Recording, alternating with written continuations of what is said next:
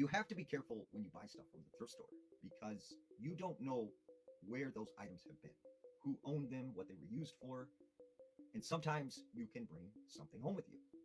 Now, there was this girl named Rebecca. Rebecca was from Burbank, California. One day, she sees this thrift store and she goes in the door, and over in the corner, she notices this beautiful old canopy bed. And instantly, she says, I have to have this bed. So she buys it and she brings it home. Well, that night, she goes to bed in this new bed that she just bought. And as she's sleeping, she begins to have this dream.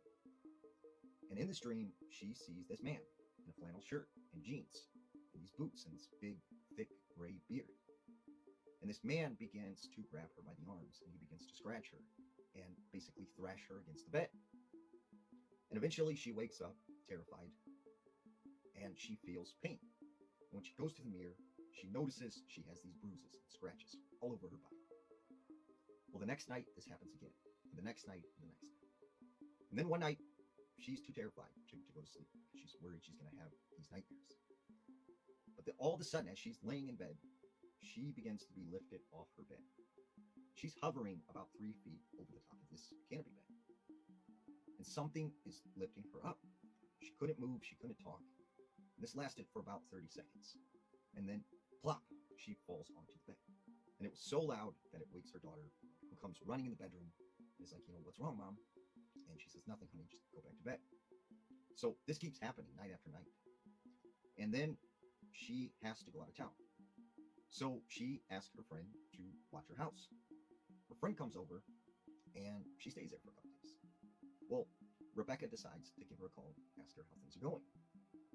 And that's when her friend, starts crying on the phone. And Rebecca could tell that something was bothering her.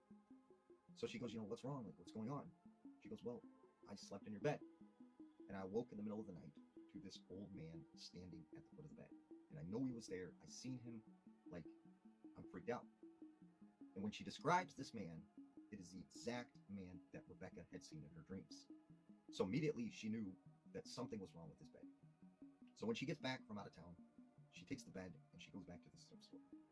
And she goes inside and she tells the manager, I don't want this bed. You can have it. Like, there's something wrong with it. And she said the manager just kind of looked at her and was like, it's crazy that you brought this bed back because not even a couple weeks ago, before you bought this bed was brought back to us. We had sold it the first time.